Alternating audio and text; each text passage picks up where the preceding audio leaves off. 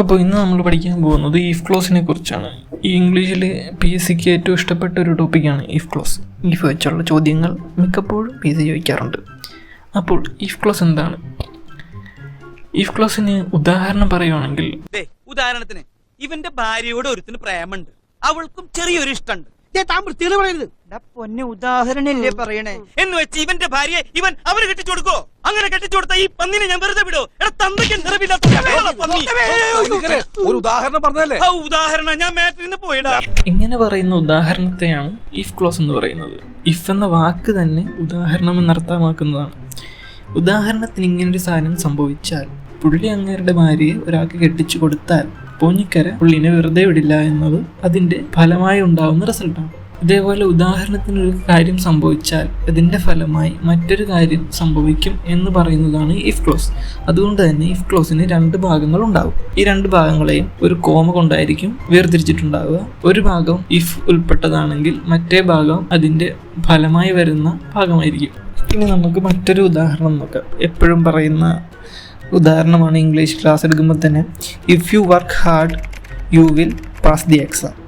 ഇവിടെ നമ്മൾ നോക്കുവാണെങ്കിൽ ഇഫ് യു വർക്ക് ഹാർഡ് അത് ഒന്നാമത്തെ കണ്ടീഷനാണ്. നിങ്ങൾ കഠിനമായി പരിശ്രമിച്ചാൽ you will pass the exam, നിങ്ങൾ എക്സാം പാസ്സാകും. അത് രണ്ടാമത്തെ കണ്ടീഷൻ. ആദ്യത്തെ കണ്ടീഷൻ വർക്ക് ആവുകയാണെങ്കിൽ രണ്ടാമത്തെ കണ്ടീഷൻ വർക്കാകും എന്നാണ് അതിൽ പറയുന്നത്. അതിനെ രണ്ടിനെ സെപ്പറേറ്റ് ചെയ്യാൻ ഒരു കോമയും ആദ്യത്തെ പാർട്ടിൽ ഒരു ഇഫും ആഡ് ചെയ്തിട്ടുണ്ട്. ഇങ്ങനെയായിരിക്കും ഇഫ് ക്ലോസ് വരുന്നത്. ഇത് രണ്ട് കണ്ടീഷനാണ്. ആദ്യത്തെ condition if you work hard, ആ ഒരു കണ്ടീഷൻ നിങ്ങൾ കഠിനമായി പരിശ്രമിച്ചാൽ എന്ന കണ്ടീഷൻ നിങ്ങൾ വിജയകരമായി ഒന്നാമത്തെ കണ്ടീഷൻ നിങ്ങൾ പൂർത്തീകരിച്ചാൽ രണ്ടാമത്തെ കണ്ടീഷൻ നിങ്ങൾ പൂർത്തീകരിക്കുമെന്നാണ്. അതുകൊണ്ട് തന്നെ ഇങ്ങനെ കണ്ടീഷൻ വെച്ച് പറയുന്നത് കൊണ്ട് തന്നെ ഇതിനെ കണ്ടീഷണൽ ക്ലോസ് എന്നും പറയും. ഇഫ് ക്ലോസിൻ്റെ മറ്റൊരു പേരാണ് കണ്ടീഷണൽ ക്ലോസ്. അപ്പോൾ നിങ്ങൾക്ക് ഇഫ് ക്ലോസ് എന്താണെന്ന് മനസ്സിലായെന്ന് വിശ്വസിക്കുന്നു. ഇനി ഇത് PSC എങ്ങനെയാണ് ചോദിക്കുന്നത്, എങ്ങനെ നമുക്ക് ഈസി അതിൻ്റെ ഉത്തരം കണ്ടുപിടിക്കാം എന്ന് നോക്കാം. അപ്പോൾ നേരത്തെ പറഞ്ഞതുപോലെ ഇഫ് ക്ലോസിന് രണ്ട് ഭാഗങ്ങളാണുള്ളത്. ഇതിൽ ആദ്യത്തെ ഭാഗത്തിൻ്റെ ടെൻസ് ഏതാണോ അതിനനുസരിച്ചായിരിക്കും രണ്ടാമത്തെ ഭാഗത്തിൻ്റെ വെർബും അതിൻ്റെ മൊഡൽ വെർബും വരുന്നത്. മൊഡൽ വെർബ് എന്ന് വെച്ചാൽ വെർബിന് മുമ്പുള്ള വാക്ക്, അതായത് വിൽ, ഷാൾ, ക്യാൻ, മേ. ഇതാണ് PSC ചോദിക്കുന്നത്. ഇതിൻ്റെ ഒരു റിലേഷൻ പഠിച്ചു കഴിഞ്ഞാൽ നിങ്ങൾക്ക് ഇഫ് ക്ലോസിലെ മാർക്ക് നിങ്ങൾക്ക് ഈസി ആയിട്ട് നേടാൻ പറ്റും. ഇനി നമുക്ക് തന്നിരിക്കുന്ന സെൻറ്റൻസിൻ്റെ ടെൻസ് ഏതാണെന്ന് എങ്ങനെ ഐഡൻറ്റിഫൈ ചെയ്യാമെന്ന് നോക്കാം. നമുക്ക് തന്നിരിക്കുന്ന സെൻറ്റൻസിൽ ഇഫ് കൊണ്ട് തുടങ്ങുന്ന ഭാഗം അതിൻ്റെ വെർബ് V1 ഫോം ആണെങ്കിൽ അത് പ്രസൻറ്റ് ടെൻസിലാണ്. അതിൻ്റെ വെർബ് V2 ഫോമിലാണെങ്കിൽ ആ സെൻറ്റൻസ് പാസ്റ്റിലാണ്. ഇനി ഹാഡ് പ്ലസ് V3 ആണെങ്കിൽ അത് പാസ്റ്റ് പെർഫെക്റ്റിലാണ്. ഓക്കെ, ഇപ്പോൾ നമുക്ക് ടെൻസ് മനസ്സിലായി. ഇനി അതിൻ്റെ കൂടെ ചേർക്കേണ്ട മോഡൽ വെർബും ഏതൊക്കെയാണെന്ന് നോക്കാം. പ്രസൻറ്റ് ടെൻസ് ആണെങ്കിൽ അതിൻ്റെ കൂടെ വരുന്നത് വിൽ, ഷാൽ, ക്യാൻ, മേ. പിന്നെ അതിൻ്റെ വെർബ് വരുന്നത് V1 ഫോമിലായിരിക്കും. പാസ്റ്റ് ടെൻസിലാണെങ്കിൽ വുഡ്, ഷുഡ്, കുഡ്, മൈറ്റ്. ഇതിൻ്റെ കൂടെ V1 ഫോം തന്നെയാണ് വരുന്നത്. ഇനി പാസ്റ്റ് പെർഫെക്റ്റ് ഫോമിലാണെങ്കിൽ അതിൻ്റെ കൂടെ വരുന്ന മോഡൽ വെർബ് വുഡ് ഹാവ് അല്ലെങ്കിൽ ഷുഡ് ഹാവ് അല്ലെങ്കിൽ കുഡ് ഹാവ് അല്ലെങ്കിൽ മൈറ്റ് ഹാവ്. വെർബ് വരുന്നത് V3. ഓക്കെ, ഈ ടേബിൾ പഠിച്ചു വെച്ചാൽ നിങ്ങൾക്ക് ഈ പ്രോബ്ലം ഈസി ആയിട്ട് സോൾവ് ചെയ്യാൻ പറ്റും. വെർബ് മോഡൽ വെർബ് കോമ്പിനേഷൻ ആയിരിക്കും എക്സാമിന് നിങ്ങൾക്ക് ചോദ്യമായിട്ട് അവർ ചോദിക്കുന്നത്. ഇനി നമുക്ക് നമ്മുടെ എക്സാമ്പിൾ നോക്കാം. If you work hard you will pass the exam. അവിടെ ഇഫ് എന്ന പാർട്ട് നോക്കുകയാണെങ്കിൽ വർക്കാണ് വെർബ്. വർക്ക് എന്ന് പറയുന്നത് V1 ഫോം ഓഫ് ദി വെർബാണ്. വെർബിൻ്റെ ഫസ്റ്റ് ഫോമാണ് വർക്ക്. അപ്പോൾ ആ സെൻറ്റൻസ് പ്രസൻറ്റ് ടെൻസിലാണ്. അപ്പോൾ നമ്മുടെ വരുന്ന മൊഡൽ വെർബ് നോക്കിയാൽ അത് വില്ലാണ്. വിൽ പാസ്, വില്ലും V1 ഫോം ഓഫ് ദി വെർബായ പാസുമാണ് അവിടെ വന്നേക്കുന്നത്. ഇനി നമുക്ക് ഇതിൻ്റെ പാസ്റ്റ് ഫോം എങ്ങനെ വരും നോക്കാം. Past form if you worked hard. Worked എന്ന് പറയുമ്പോൾ വർക്കിൻ്റെ V2 ഫോമായി. അപ്പോൾ ആ സെൻറ്റൻസ് പാസ്റ്റായി. ഇനി അതിൻ്റെ സെക്കൻഡ് പാർട്ട് നോക്കിയാൽ you would pass the exam. V2 ആയപ്പോൾ സെൻറ്റൻസ് പാസ്റ്റായി. അതുകൊണ്ട് അതിൻ്റെ നേരെ വന്ന മൊഡൽ വെർബ് എന്ന് പറയുന്നത് വുഡും അതിൻ്റെ കൂടെ വന്ന വെർബ് V1 ഫോം പാസ് തന്നെയാണ് വന്നേക്കുന്നത്. ഇനി അത് പാസ്റ്റ് പെർഫെക്റ്റ് ഫോമിലായാൽ എങ്ങനെയാവും നോക്കാം.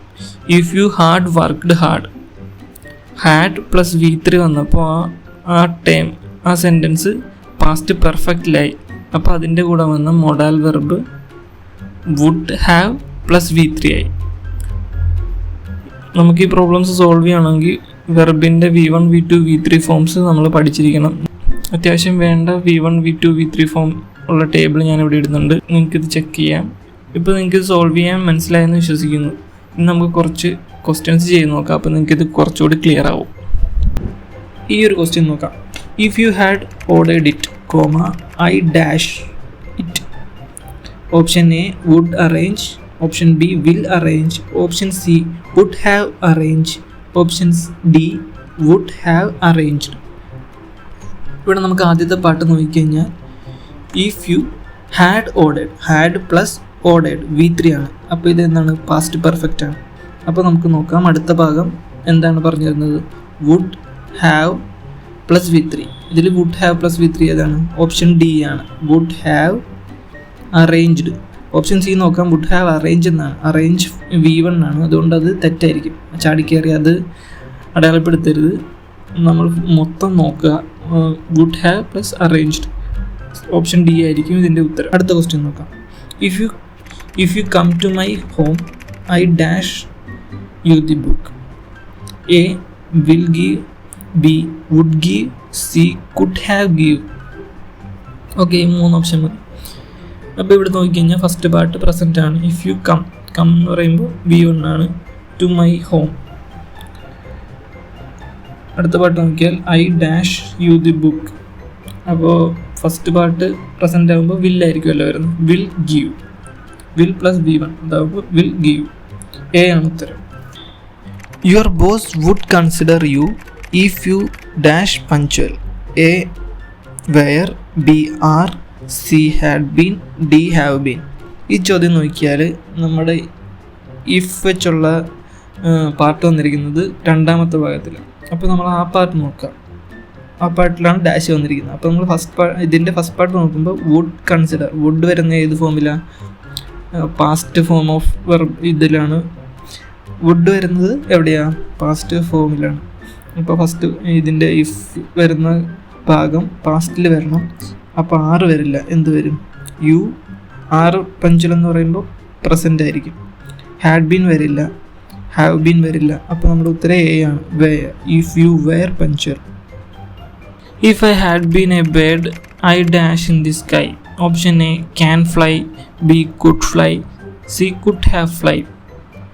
അപ്പോൾ ഇഫിൻ്റെ കൂടെ if I had been a bird ആണ്. ഇവിടെ ബീൻ എന്ന പോർഷൻ, ബീൻ എന്ന് പറയുന്നത് V3 ആയിട്ട് വേണം കാണാൻ.